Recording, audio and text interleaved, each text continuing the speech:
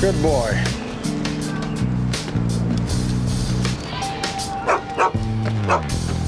And what have you found?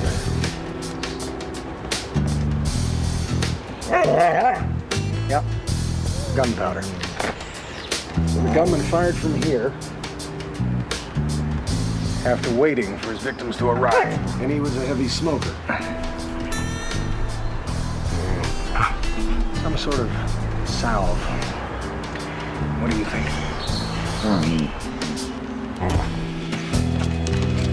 This all Vecchio stuff? Yeah, and I want a receipt for all of it. Don't worry about it. I always worry when Internal Affairs starts messing with my detectives. If I need anything else, I'll call you. Oh, and I'll need a copy of any phone message he gets. Every message. Hey, I don't have enough people here to take messages for the people who work here. You want Vecchio's message, you work dispatch.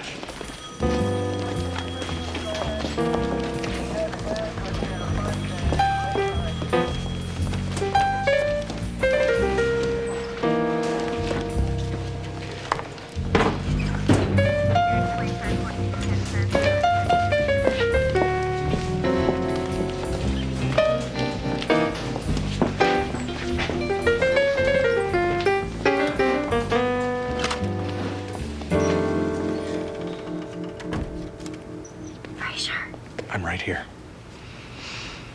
You smell great. That would be the neat's foot oil You wear neat's foot oil? on my Sam Brown. My belt. Oh, Ah, Sergeant Kilray. Just the man I was looking for. You looking for me in a closet? Well, no, I'm in the closet for an altogether different reason. I wish. Who the hell are you? Constable Benton Fraser, RCMP. And I certainly don't mean to step on any jurisdictional toes, but Ray Vecchio did not shoot Mr. Volpe. Maybe he didn't, maybe he didn't. Who cares? I do. Listen to me. Ray Vecchio's a smartass. Brings the heat down on all decent cops. Cahill wants Vecchio, I'm gonna give him Vecchio. And you're gonna give me that book.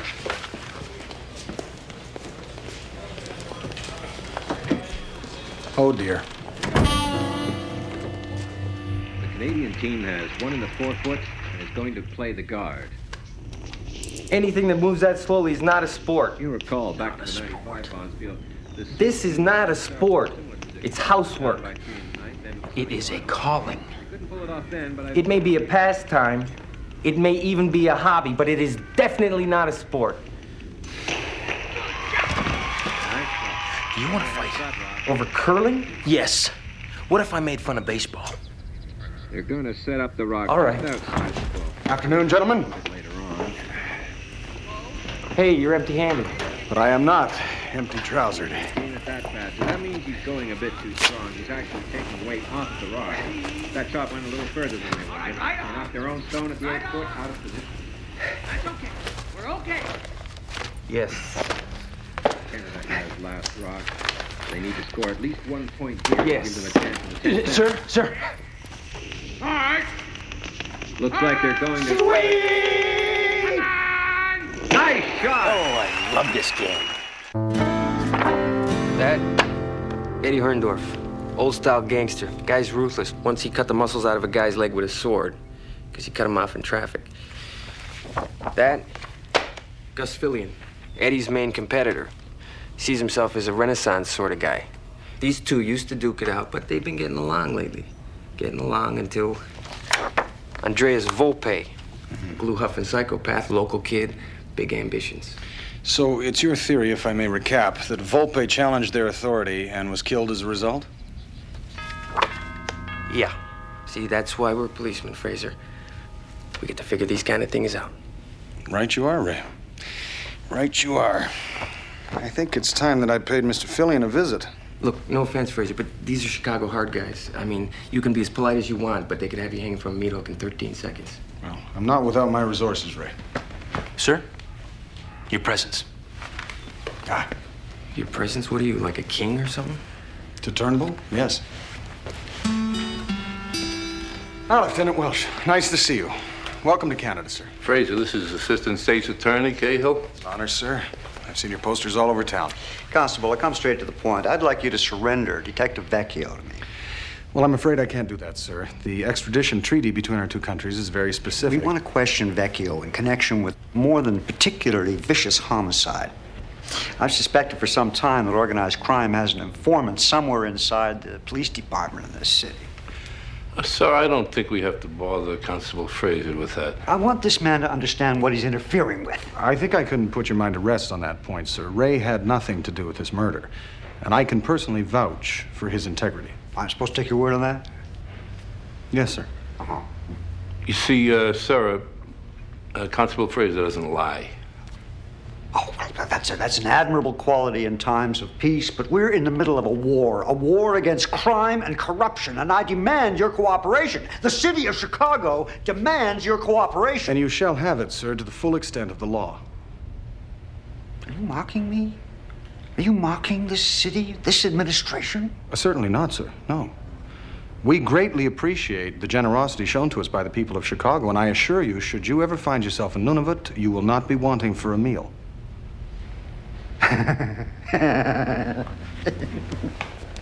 here.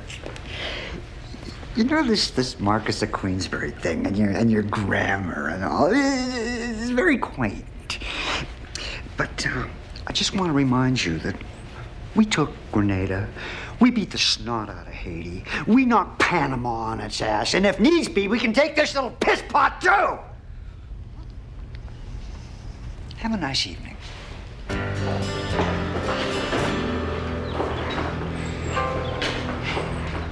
Oh, dear.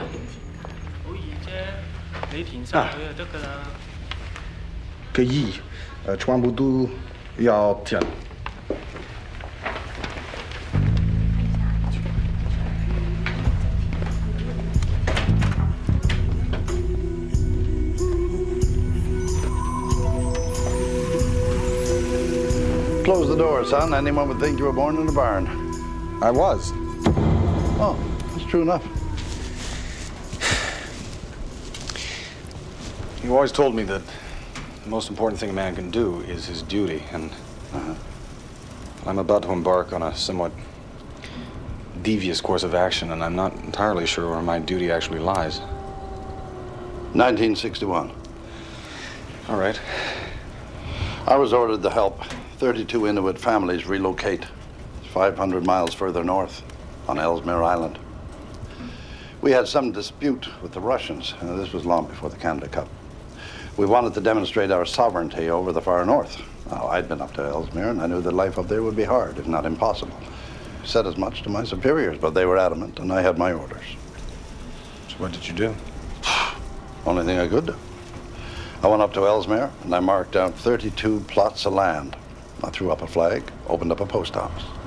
Tom Goforth, a young man from one of the families, lived up there all alone for the first year. Receiving all of these relocation checks, he forwarded them back to the families, who used the money to hire a lawyer, who won their case against their relocation in court. So you created a fictitious town?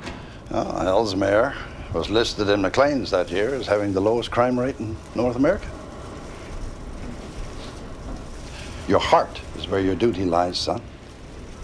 Your head is just along to help with the driving.